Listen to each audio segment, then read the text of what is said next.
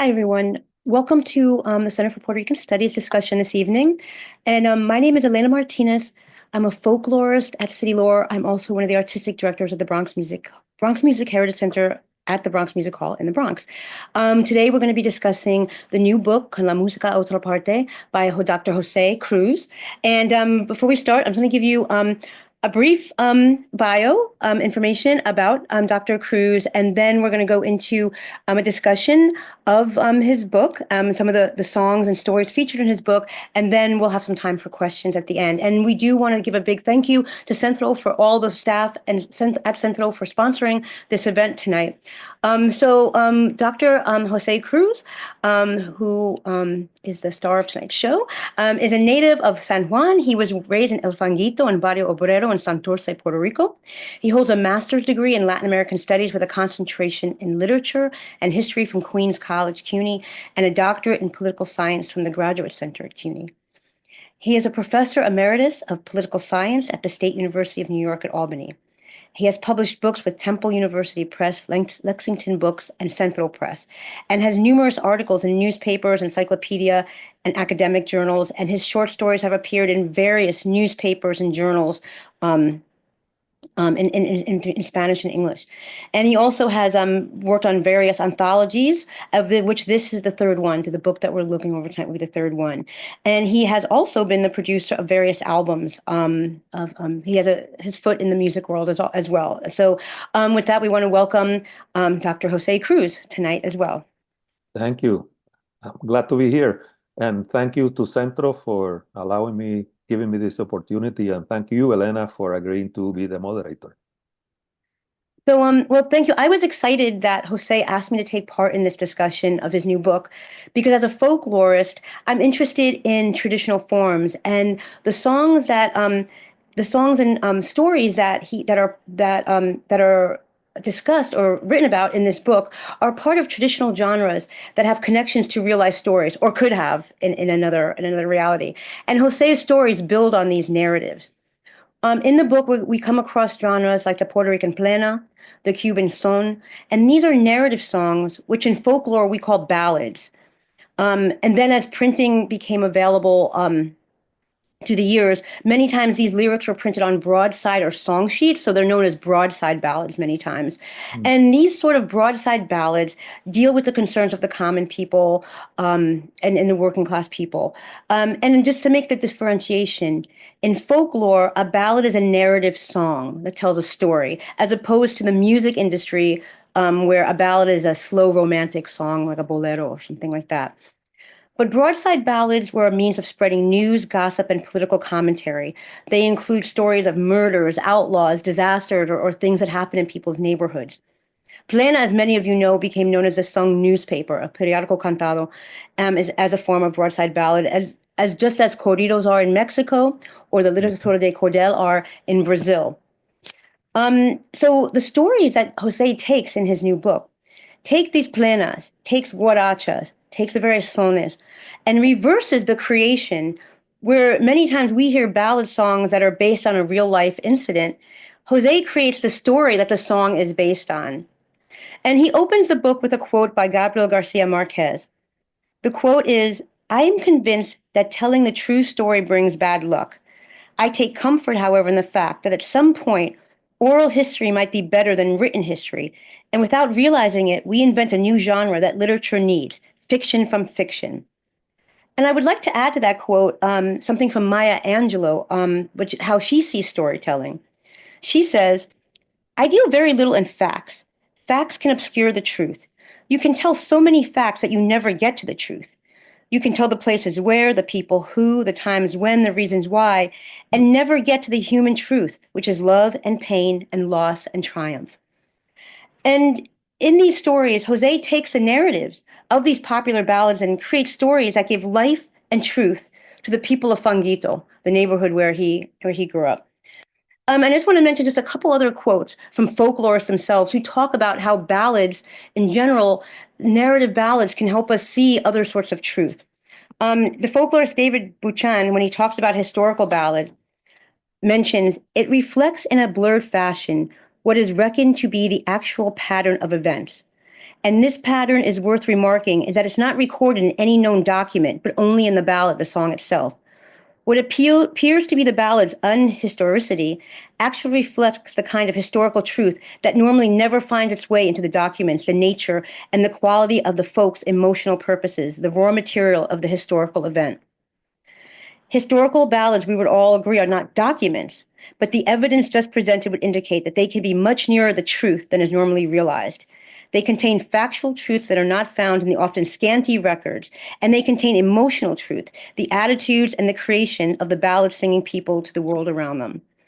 And Barry Tolkien, another folklorist, just briefly, has said that a ballad can be a complex and revealing item for the historian. Instead of concentrating on the date and the fact and the identifiable person, the song has expressed a complex of ideas held in common by a group of people. Folklore may be used to enrich the record by providing that extremely important undercurrent of human thought, feeling, and expression, without which the dates themselves just remain tombstones. So thinking about that, how looking at a ballad, how looking at a story can tell us a little bit more about just when something happened, who did it, but can tell us what really is the what was really felt by people at that time. What were they going through? How did they feel? So with that in mind, I have a few questions. I'm going to pick three of the songs that Jose makes stories for out of the book. Before we do that, though, I would like to have Jose just talk a little bit about how he chose the photo for the cover of the book. And I know for those of you who don't have the book, the photo of the book was up at the beginning, and sort of like during when the music was playing. But Jose, if you can tell us why you chose that photo in particular? Yep. The image in the cover, it's a detail from a mural by Rafael Tufino, a Puerto Rican painter, graphic artist. He used to work for the División de Educación a la Comunidad del Instituto de Cultura Puertorriqueña, the Division of Community Education of the Institute of Puerto Rican Culture. And the mural is this gigantic piece that graphically recreates or represents a series of plenas. And the title of the painting, the mural, it's plena. This particular detail represents one of the earliest plenas recorded by Manuel Jiménez Canario, the foremost Puerto Rican exponent of that genre in the 1930s and 1940s. This particular image is a representation of the plena called Lola. That plena, it's a very simple, tells a very simple story. The plena goes, lo ve, Lola, que se va José. Lo ve, Lola, como ya se fue. Basically, it's telling the story in two verses of a man who leaves his wife. Yeah. And Tufino decided to represent that story with Lola fainted on the floor, on the ground, holding a picture of Jose, right? And then you have three musicians holding plena panderos, right? And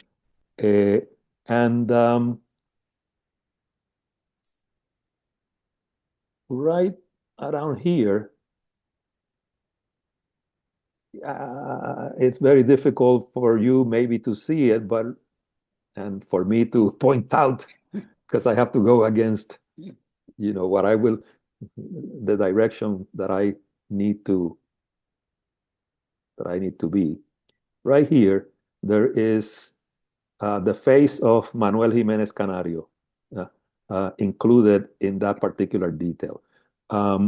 Initially, I was going to choose a different detail, which represented the plena Cortaron Elena, which is also a song that is the basis for one of the stories in the book. Um, that image is particularly violent. You see um, the image of the woman who's supposed to be Elena, um, with her face cut and blood flowing from her face. Um, and when I showed that picture to that detail to my wife, she, as we say in Puerto Rico, puso el grito en el cielo. She was just outraged. She was, she just, couldn't, was beside herself and said, you cannot use that image. That is too violent. It's violence against women. And, that's just unacceptable. So, I was taken aback and reacted defensively and tried to rationalize my decision by citing Philip Roth, who had once said that, literature is about representation, not endorsement. She would have none of it. And I just said, maybe I should change the image that I would like to use in the cover. And that's how, instead of Cortaron Elena, this image came about, which actually turned out to be better because it shows, the musicians playing the panderos. And so it drives the point home that this is really about music, but music taken somewhere else, right? Uh, Turning songs into stories and making fiction out of fiction, because the songs, even though they are based on actual events, right? The songs themselves are a representation and not necessarily completely faithful to the events, okay? And so that's how that that image came to be chosen for the cover. But we can come back to that because a lot of the stories do have women characters are the main characters in some of the stories, and I think that we'll come back up to what some of these songs might say about the role of women and their lives in a place like Fanguito. But let's actually, the first song we will start off with is the song Cotoron Elena. It's a very traditional Puerto Rican plena. It's very well known. Yep. It's a good example of the broadside ballad form in that it relates the story of a woman who was stabbed, a story that would be part of any news cycle anywhere, or the local gossip in the town.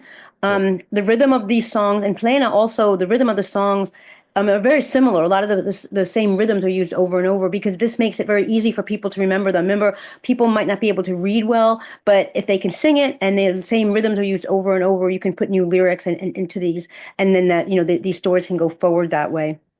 They can the ballad they're reusing it in a way, and the lyrics or stories then are easily remembered. I mean, of course, in a way, these like as you mentioned with the mural, these songs themselves, that song itself has been made into a kind of broadside ballad with Rafael Tufino and Lorenzo Almaro with their Mhm. woodcuts. And this is one of the songs that they did a whole series of plenas like that. Yeah. But talking about this song in particular, I read, I was looking online that it was actually about a real woman called Elena Sanchez. Right. She was stabbed in a crime of passion out in the street. But Yeah. you take this story and a little bit different. You give a little different backstory to this woman, Elena Rodriguez. So, can you tell us how you came up with this story and what are you trying to describe about life in Fanguito? Yeah. Before I address that point, let me just mention briefly that when I decided to write the stories for this book, I was thinking of the technique used by trovadores in Puerto Rico known as pie forzado, right? Where they are given a verse and they are supposed to improvise a decima that concludes with the pie, the verse that they are given to improvise upon, right? Um, Pie forzado literally means force foot in English, but it's really a cue, right? Um, a starting point, um, that a theme of sorts around which you then spin out a story. So I saw the songs as pies forzados, right? The songs were my cue, my Mhm. theme. Um, and then, you know, um, on the basis of the story told in the song, what I did was essentially was embellish, amplify the story, um, change the names, um, give different names from um, the characters upon which the songs were based. For example, instead of Elena Sanchez, I said Elena Rodriguez. I just came up with that last name. Um, uh, um, in her case, in my story, Elena is not the victim of a violent assault on the street, but at a dance, um, and it happens um, after she confesses to her boyfriend that she has been unfaithful to him, right? Um, but then in the story, I try to play with, time and space, and the narrator. It's somewhat befuddled by the fact that he's going to this dance, and he brings to the dance a copy of the long playing that the musician that was playing at the dance was going to play so that he could get an autograph. And he notices that when he goes to the dance, the band is standing in the same positions. The musicians are standing in the same positions as the picture on the cover of the LP. And he's like, wait, what's going on here? When was this picture taken? If I am seeing the image now after the the cover came out. And so there is that, sort of toying with questions of time and space in the story, right? To give it, sort of an added dimension, sort of a more interesting flavor, to basically develop a corollary yarn around the story. Yeah. Um, uh, how did I come up with that particular, plot strategy? Um, I couldn't tell you uh, because uh, the way I work is that I may have a dream at night that then I turn into a story, or I may be reading something that uh, stimulates me to expand on any a particular idea or event, right? And I'm not really know what I'm doing until I am done doing it. Yeah. Um, it's a process similar to what this Chilean writer by the name of Jose Donoso um, uh, said in one of his novels. The novel is called El Jardín de Al Lado, The Garden Next Door. Um, and the protagonist of the story actually is a writer, right? Who talks about the process of writing. And he says, the purpose of writing is to find out what it is that you want to say, rather than to say something that you know, decide beforehand, right? Um, and it's not a novel idea. It's an idea that has been expounded by other writers. Flannery O'Connor, for example, used to say the same thing. I don't know what I'm doing. I only know what I'm doing after I do it, right? Um, uh, and so, what what I do know uh, in the process, as I am, as I set myself uh, in to the task of writing the story, um, is the experiences that I have had, people that I have known, things that I have heard or overheard here, there, and everywhere, And then in the process of writing, I just sort of bring all those things together. Yeah. Um, uh, I decided that Elena um, uh, was a resident of El Fanguito. But it's not in El Fanguito that she meets her fate. It's at this dance, right? Um, uh, where she basically comes out and confesses that she's been having an affair. So, but then do you want, but why did you set all your stories then in Fangito? Why was that? Did you just feel because that was your connection, something you knew, or did you Yeah, feel like these are stories, the people there needed a voice somehow, yeah, that don't have, yeah. why was that? Well, Toni Morrison um, um, had a brief stint teaching at the University at Albany.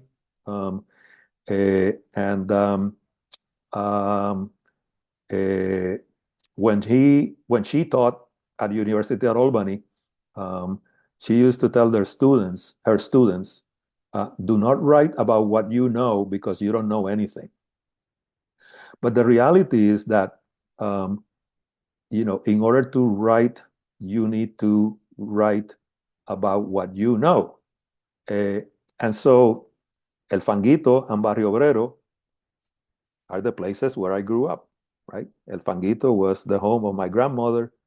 Um, my mother had rented an apartment in Barrio Obrero. Um, the two neighborhoods were adjacent to each other. We would walk from Fanguito to Barrio Obrero and vice versa, back and forth. So that's what is familiar to me. Uh, so I couldn't. I mean, I could if I wanted to. I could have set the story in Puerto Nuevo or some town in some other part of the island. In fact, the story of Perico, right, which is another song that I turn into a story. The character is from Manatí. Yeah. Um, so that story does not take place in El Fanguito or Barrio Obrero because Perico, um, I turned Perico into a sugarcane worker that becomes unemployed, and then the only job that he can find is as a street sweeper um, uh, in this particular town of Puerto Rico, right? But Fanguito and Barrio Obrero are basically central to my experience, right? And so that's the reason why it's the site for, you know, a number of the stories. Not all of them, but a number of the stories. Barrio Obrero and Fanguito. It's what it's, just basically using what's familiar to you, what you know, your lived experience as a point of departure for crafting something that is a work of the imagination, an exercise of the imagination. You mentioned a little bit about some of the musicians in the orchestra. I want to get back to that. Yeah. 'Cause I have a couple questions about the musicians that you mentioned a lot throughout the stories. But I wanted, because of what you were talking about earlier about some of the women, the second song I wanted to ask you about is La Hija de Lola, Yeah. which is a son style, a Cuban son style, and a guaracha, which is a Cuban song form. And guarachas, or these really upbeat songs that are satirical, also very topical, and sometimes provide sketches of local life, and are usually of the working class. And have become sort of like a song form that's shifted over into popular music. There's all sorts of folks who Rafael Hernandez wrote tons. Our greatest composer wrote tons of guarachas himself. But the song La Ida Lola is another one, like the one about Elena, that is about, again, these women characters. There's a lot of women characters to your stories. So many of your songs have these female characters. What could this story or the song tell us about women's lives in places where maybe a lot of working class poor people live, in a place like El Fanguito? What can that song or story tell us more than, say, an anthropological monograph can tell us more about these women's lives? Right. Um, well, I mean, fiction can be used to telegraph messages, right? Uh, Even though when I decided to write this particular set of stories, it was not really my intention to make social commentaries. Um, my motto, my creative motto, is the one that is shown by Metro Goldwyn Mayer at the beginning of each of their films. You know, when the lion roars, right? The circle around the lion has a Latin inscription. It says Ars Gratia Artis, which means art for art's sake. Yeah. So I write as an exercise of the imagination. And social commentary really is something that sometimes creeps in without necessarily me having the intention of doing that, right? I didn't choose the songs because they were about women or because they said something about the condition of women. I actually chose the songs because they provided encapsulated, synthesized stories that could then be elaborated, right? In the process, well, I ended up, according to some of my readers, it was not my intention. I ended up making, a commentary on the condition of women, on patriarchy, on violence against women, um, eh, um, but it was not really something that I was trying to do consciously. Yeah. Um, eh, uh, the commentary about the condition of women uh, developed naturally, organically, as a result of having chosen stories that chosen songs that had women as kind of protagonists. Yeah. Um, uh, it was an opportunity that presented itself almost by default, not by design. Okay, but what's amazing about it though is like as I was mentioning earlier, like you can hear you can hear statistics, like there's 40% of people are Yeah, unemployed or this many, whatever. But the stories themselves get into what people actually experience. So I think that's where the idea of emotional truth, a song right, or a story gets into the emotional truth more than just statistics or dates right. or where people lived or something. So and I think we get to read about what happened to some of these women and whether it was Yeah, violence or what kind of what they were, the poverty they lived in or the jobs or something that they lived. So I think these yeah, stories tell a lot about that. right, And aside from the looking at how women are, how the reflection of women in society, of all the songs in the book, I think all of them have either Afro-Puerto Rican interpreters or composers. You yeah, mentioned Cortijo, Tide Corre Alonso, Ismael Rivera, Bobby Capó. Um, yeah, and then the guaracha itself is rooted, guaracha and plena are rooted in Afro-Puerto Rican, Afro-Cuban communities, working class communities, yeah, Afro-Latino communities. yeah, What were you trying to say something about race as well in Fanguito? Or is that, again, that's one of the byproducts of what you were doing, but it does yeah, say something about right, their yeah, their experience as well. right. I mean, in one of the stories, uh, in El Negrito Bembón, right? The song El Negrito Bembón, which I translated as Big Black Lips. Um, uh, I write at the conclusion of the story, um, 6 months after the meeting at the Tropicoro, Capó gave Cortijo the sheet music for El Negrito Bembón. The song was included on Cortijo's album Baile con Cortijo y su Combo, released by Tropical Records in 1958. That's all facts, right? The album was released in November. On the cover, the group was dressed in red and Cortijo wore a white tuxedo. It's all description, right? The atmosphere was festive and joyful.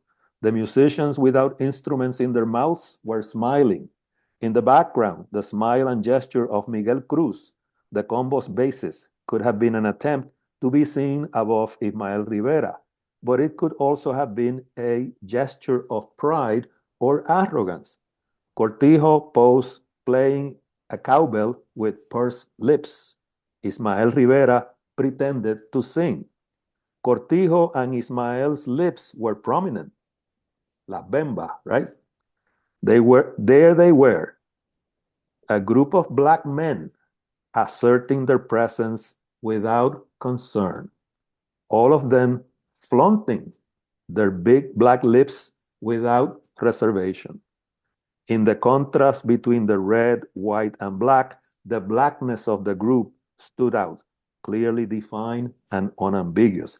I'm already, entering the territory of interpretation after describing the cover of the album, right?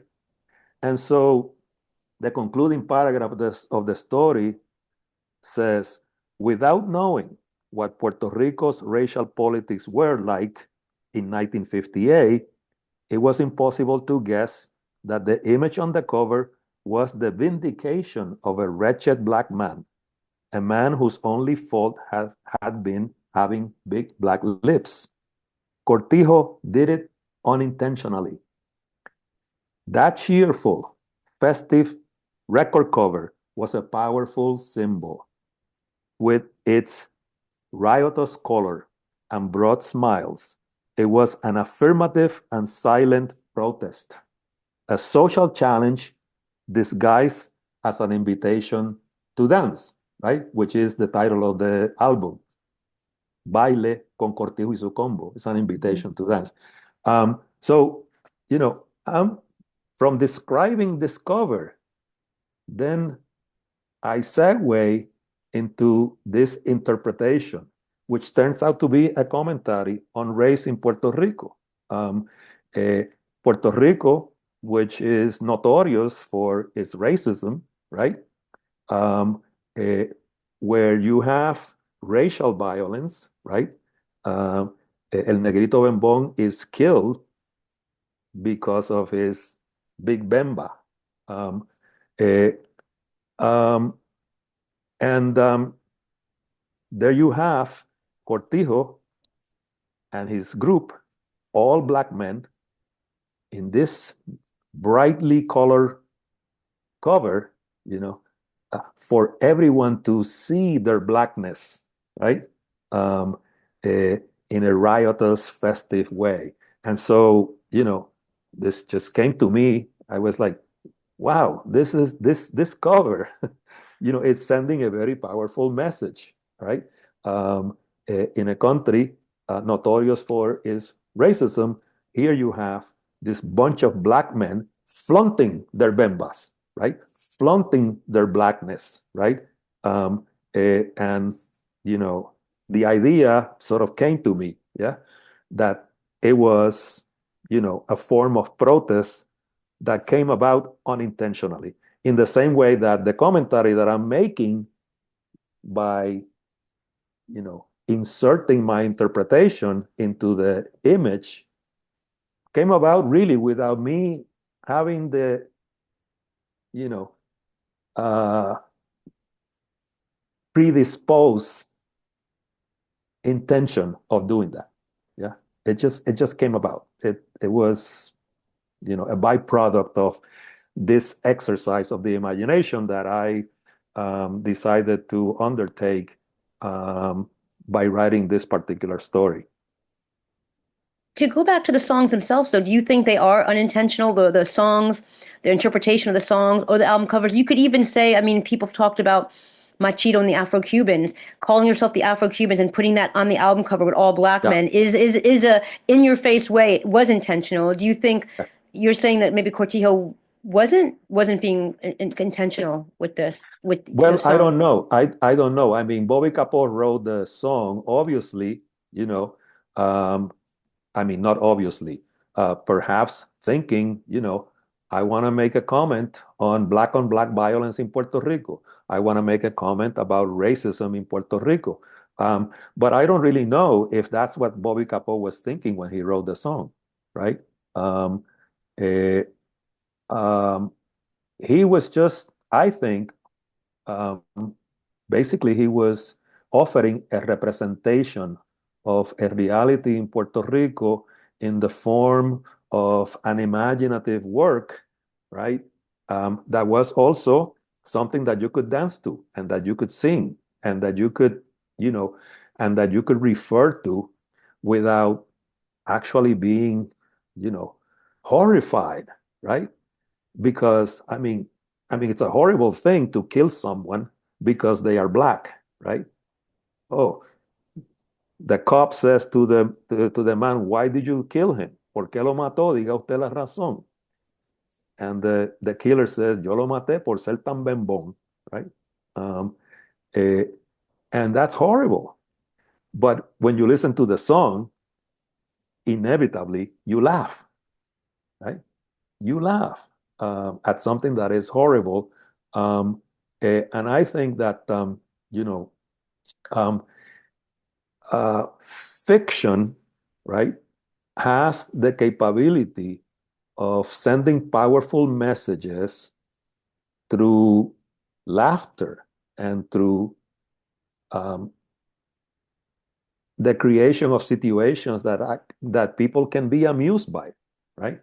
Um, uh, some would say that in that process, the seriousness of the events that are being described sort of diminishes, that people don't really get the message, or that it even, you know, endorses that kind of behavior, as opposed to just merely representing it. Yeah. But I think, there's also the possibility that, uh, you know, the reaction can be the opposite. The reaction can be, of having an increased awareness of a problem, right? Um, that may or may not require attention.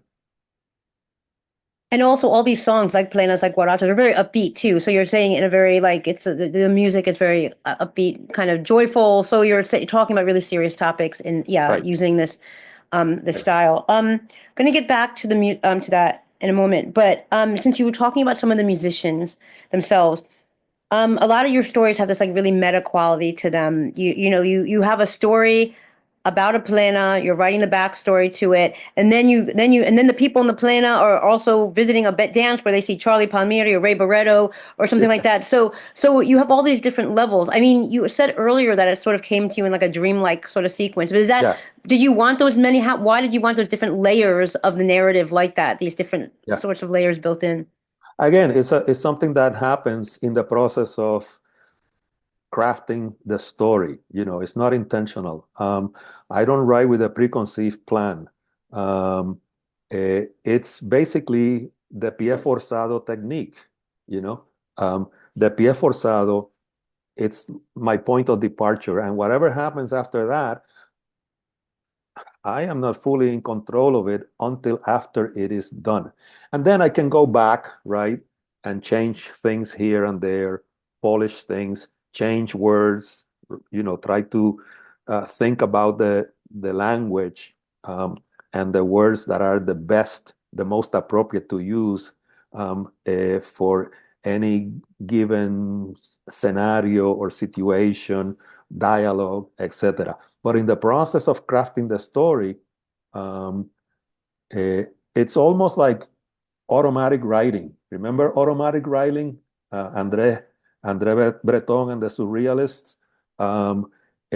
So I've sometimes I think of my process as a process of automatic writing, in that I just don't have a preconceived plan. I mean, I'm not, Vargas Llosa was famous for, thinking through the pieces that he wrote, and, you know, um, developing outlines and diagrams and, you know, um, plotting sequences, and it was all a very, very cerebral process, very rational process.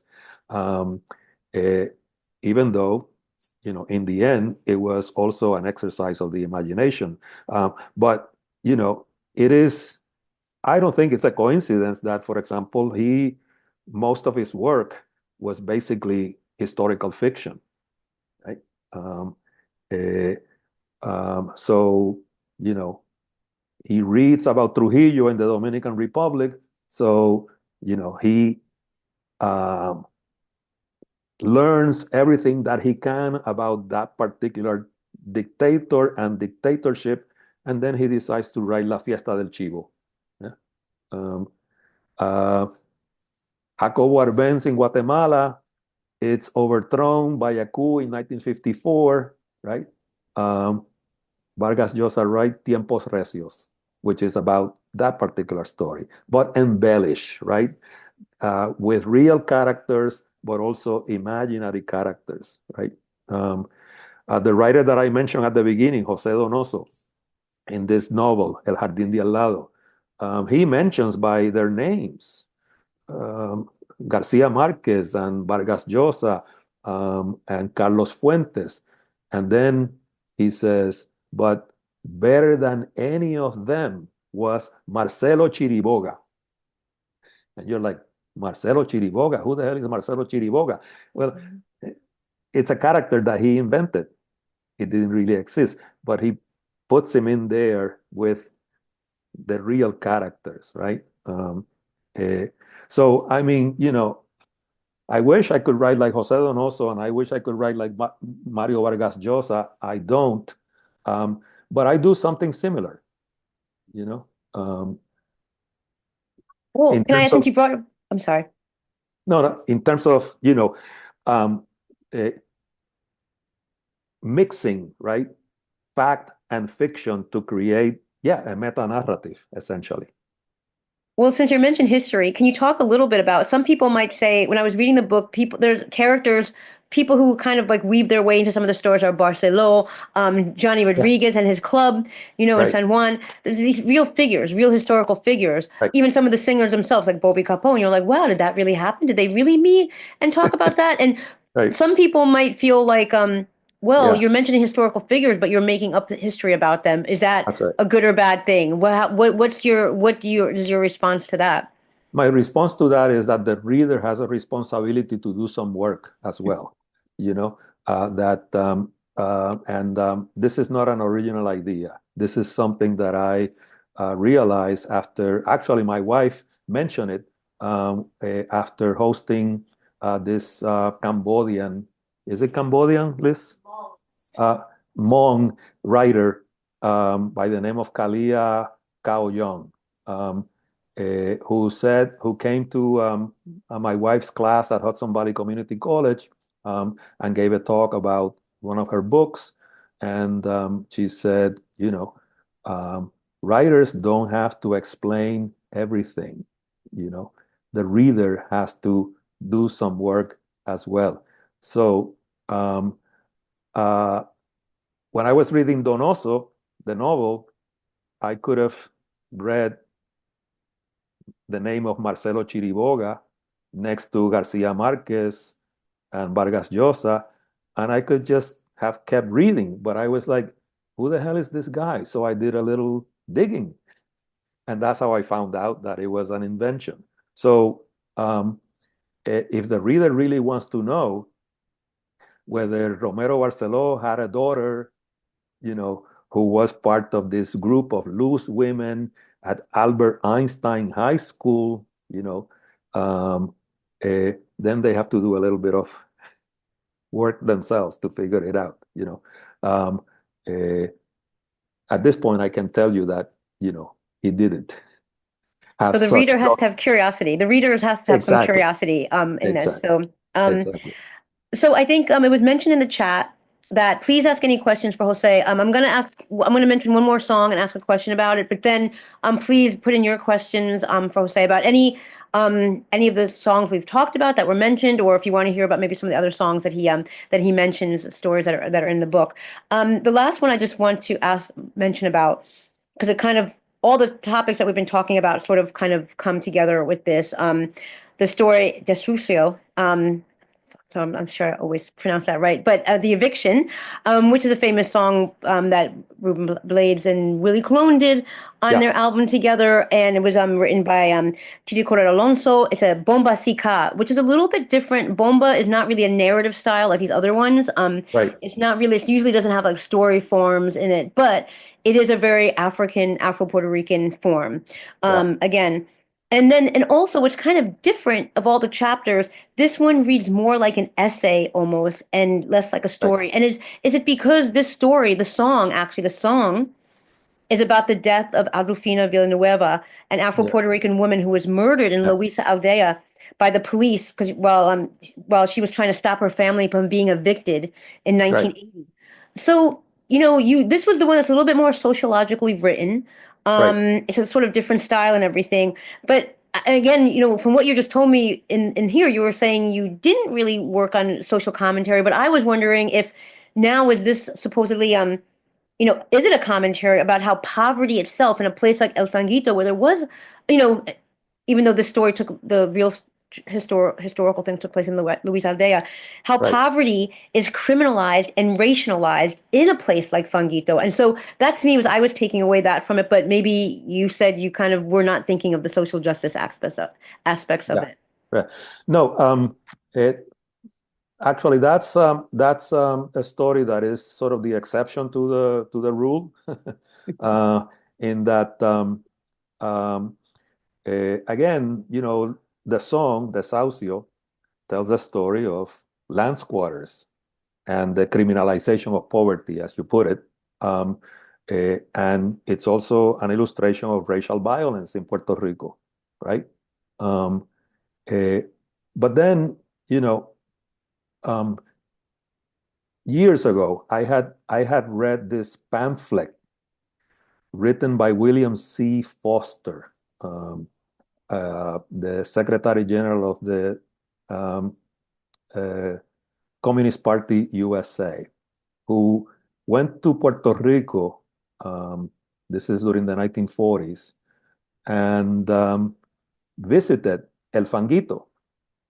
Um, and after he toured the neighborhood, and then he went to other places, um, uh, he wrote an open letter to Harry Truman that he titled "The Crime of El Fanguito." And I thought, um, maybe for this particular story, you know, since it's about the criminalization of poverty, I could spin a yarn in which I deal with the difference between the perception of poverty and the way that poverty is actually lived by poor people, right? Um, eh, and it was the desire to sort of talk about that contrast that led me to essentially uh, use Foster pamphlet, open letter to Truman, as my, you know, uh, uh, complementary pie forzado, right? So there were two pies forzados in that story: Foster's pamphlet and Tite Cure's song, which I thought, worked nicely. Um, and it also gave me an opportunity to in, inject some, very personal aspects of my own lived experience with poverty. Yeah. Um, eh, and so, um, when I finished writing that particular story, I realized that, you know, this was the least um, sort of fiction-like story of them all.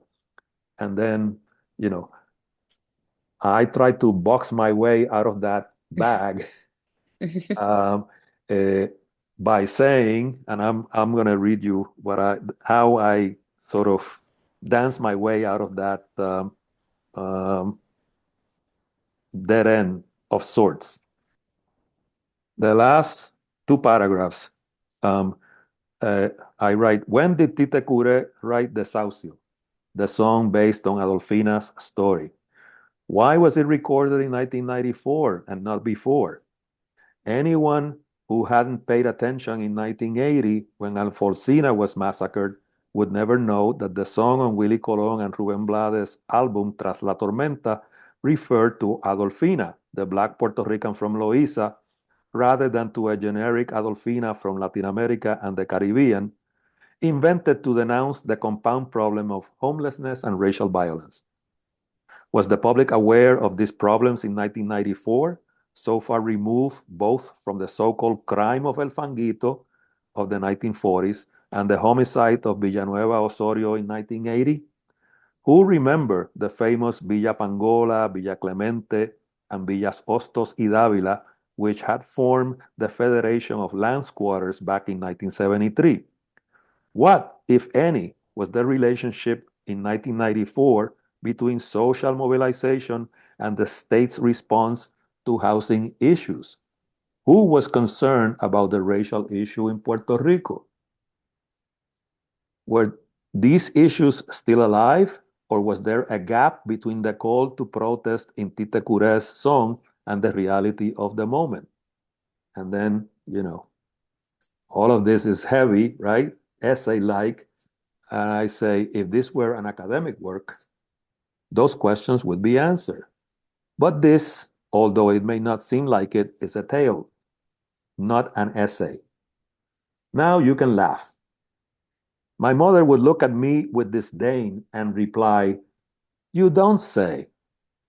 You ask me, "What do you mean this is in an essay?" Well, if it were, I reply, it would have footnotes. But that's ridiculous, you rejoin. Even tales have footnotes these days. That's true, but that doesn't make them essays, I add, contradicting myself. But look, I continue, this dialogue with you is proof that what I have said here is a tale, although not a tall tale. Please, you say, rolling your eyes. The rope always breaks at its weakest point, Tite Curé wrote in his song, and that's no tale. So that was my way of kind of finessing the fact that I ended up writing more of an essay than a short story. Well, thank you, Jose. And we have only a few minutes left. We have one question in the Q&A if anyone wants to add one quickly before we go. But the question in the Q&A is from Alejandra, and she goes, "Hi, Jose. I'm curious about your relationship to rhythm in writing. Do you think about rhythm when you are writing? Does it guide you? I guess I'm asking about the relationship of content to form, given especially that you're writing about songs." Yeah, totally. In fact, one of the first things that I wrote, I've been writing creatively since the 1980s, okay? But I was first published in 2020. And before getting published in 2020, I wrote a novel that I called Discursos y Canciones, which was a mix of prose and poetry. I gave that to a colleague at the university to read, and she said to me, you are a writer because in your writing you have rhythm. Yeah, and I actually didn't know that about my writing before somebody pointed it out to me. And now, I am more consciously focused on that when I write. And to me, the way that you create rhythm in prose is by paying particular attention to how you end sentences, right? You have to be careful about the words that you use, so that it creates a flow, right? So that each sentence, a story is supposed to have, right, a beginning, a middle, and an end, right? it's supposed to be rounded in that way. The way I think about rhythm is you have to have a beginning, a middle, and an end in each sentence, right? So to me, that's very important. Um, uh, Rhythm is different in music because in music, rhythm um, sometimes rhythm suggests repetition, right? The heartbeat, right? The heartbeat. It's the quintessential rhythm in our bodies, right? And it's just an ostinato, right? Something that, is persistent over time, right? Uh, uh, uh, but in writing, again, the way I see rhythm in writing is in terms of making sure that every sentence has a beginning, a middle, and an end, so that it's rounded. Um, uh, and so, you know, that means, for example, just one example, um, uh, it's better to always finish a sentence with a word that ends in a vowel rather than in a consonant. Yeah. Um, Try it and see, when you read it, um, the difference that makes. So yeah, it's very important. And um, uh, um,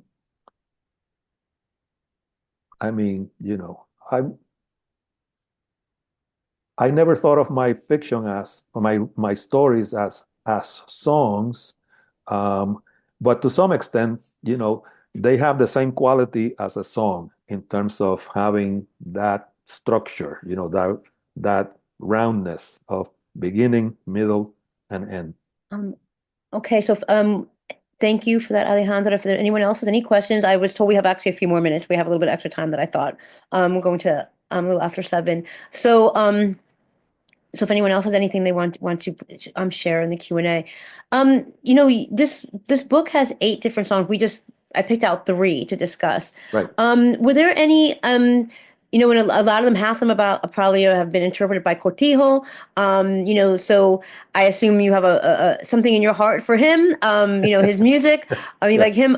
Was there any maybe music or songs that you felt like, oh, I maybe if I do this again, I would like to include any of these, like some of the, what songs maybe were left out of this? Yeah, I thought about it, and again, I chose the songs that I thought lent themselves best um, to being expanded into, a narrative piece. Um, eh, One of the commentators um, of the book, Noralis Ruiz Caraballo, who's an ethnomusicologist in Puerto Rico, um, she wrote. Eh, Con la música otra parte weaves fiction and reality to tell the stories that may have inspired some of the most emblematic songs in the Puerto Rican popular repertoire. And I think that subconsciously, that must have been there driving my choices, choosing songs that were sort of emblematic um, of different aspects of Puerto Rican reality. Yeah. But frankly, um, eh, I chose these songs because I was intimately familiar with them. They are the songbook of my childhood and my adolescence and my early adult life, right? Um, uh, and so that was, sort of more significant in deciding which songs to choose than really thinking, oh, I'm going to choose the songs that are the most emblematic in the Puerto Rican songbook. Yeah. Well, and to focus a little bit on the music and aside from just get away from the stories a little bit to focus on the music. When you talk about these are emblematic of the Puerto Rican story or Puerto Rican experience, many of them are Cuban songs, actually Cuban song forms. Do Right. you know what is the relationship? I mean, I think we have a really close relationship with a lot of Cuban song forms. But did that speak to you about to anything that, like, a lot of the stories that say something to us are Afro-Cuban forms or guarachas or Right. son montunos, things like that. Yeah. But yeah, that's there. But the way that Cortijo y su combo played was different than the way that Orquesta Casino de la Playa played and Orquesta Ritmo Oriental. So yeah, it's connected to Cuba, but um, eh, as Bobby Mhm. tends to say, uh, it's Cuban music with a New York attitude. It's Hmm. something to that effect. He says Yep. about La A New Piñata. York, Puerto Rican attitude. Yeah, yeah, Yeah, yep. and so it's yeah, they are Cuban forms, but with a Puerto Rican attitude. Yeah. Um, so that was, and of course they were recorded by Puerto Rican groups, Cortijo and um, eh, Charlie Palmieri. Mostly they are, songs by Cortijo. Yeah. Um, eh, um, Severa, El Charlatán, you know, um, Perico, El Negrito Bembón, El Negrito de Alabama. Um, yeah. And uh, again, I was thinking this is the songbook of my childhood, my adolescence, but it's really the Puerto Rican songbook. Cortijo y su combo is like the most emblematic. Ismael Rivera is, well, the most emblematic popular song artist in Puerto Rico. You know, um, uh, everything really flows from that. Yeah, so I think that's really important. I mean, for me, I don't know, so again, does anyone have any questions? Just sort of like to start wrapping up a little bit. I think the stories are incredible. I love the way that the stories sort of bring to life. The stories bring to life the songs.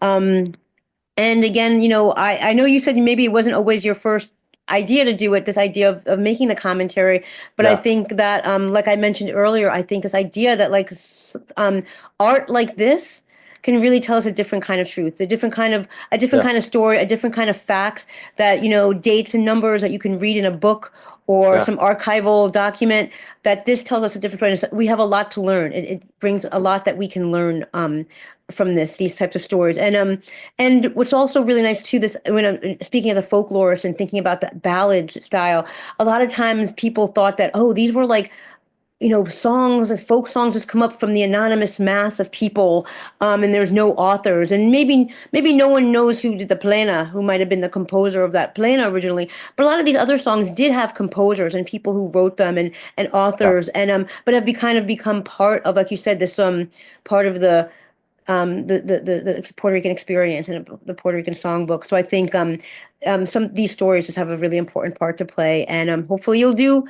another book with some more songs that inspire you. So I don't know, yeah. we're going to round out. If anyone has one last question, there's a few more minutes here. If anyone has any last questions for Jose. You can ask me, where you can get the book, uh, which is available at Amazon. Eh, and people can get it directly through me by writing to my email address. Um, eh, um, anyway, so um, and the other thing that was different. This book is different from everything else that I have written so far and published so far. Um, uh, um, you know, um, the thematic, the themes, right? The idea of spinning a yarn out of you know um, uh, these already existing stories, right? Because those songs are short stories in on their own of their own, right? They are the telegraphic form of a short story. Um, uh, but this is also different in that it's a bilingual edition, you know. Um, We didn't mention that. That's good to know. Yeah, that is actually important to let people yeah, know it is bilingual. You have the story in Spanish and then the story in English. in Yeah. English, right? And I thought that would be important in order to, I don't know, broaden the audience because that was very difficult because I could translate the stories, but I would have never been able to write them in English. Mhm. Um, uh, English, you know, is the language of my academic work, but not the creative work. I just can't bring myself to do it in English. I was just going to ask you because I've read your other books about political themes and stuff like that, and they were all in English. But yeah, Yep. so creatively Spanish is what you want Yep. to write in. Right. We Yep. do have a question from Sebastian. What are some works that you have read that initially inspired you to write in the style that you do? Okay. Um, well, I recently wrote a story that was inspired by a short story by a Puerto Rican writer by the name of Vanessa Vilches. Um, she wrote a short story titled Calzada, um, um, eh, which literally means being fitted with a shoe, right? And the story is of a character that goes into a shoe store and loses her shoes, right? Um, eh, and I wrote a story in which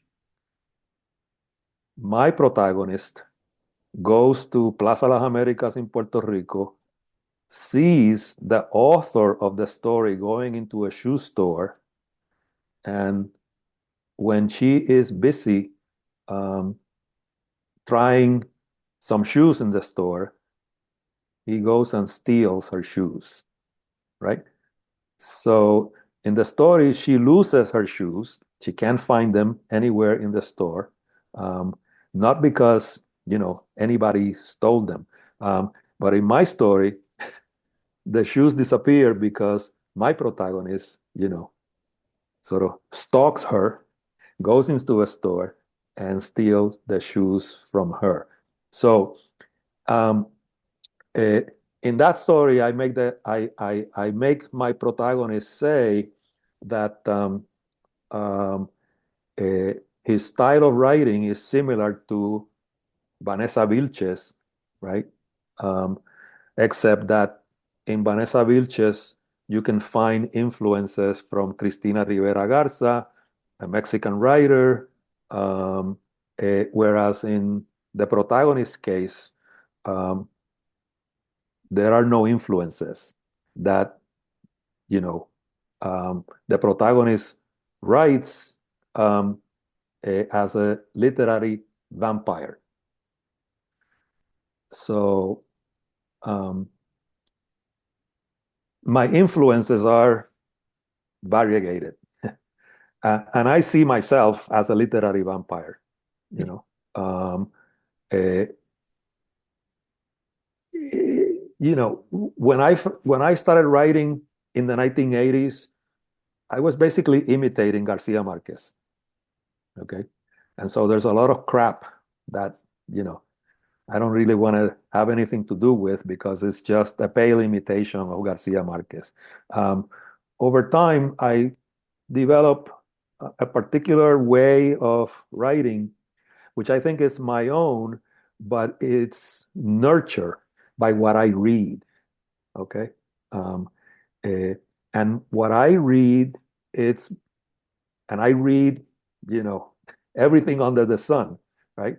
Um, eh, uh, Last month, I published a story um, titled Cuando ya no me quieras, which is actually the name of a song, right? That I referred to in the story. Well, the story was prompted by me reading a short story by Thomas Mann titled The Dilettante. Yeah.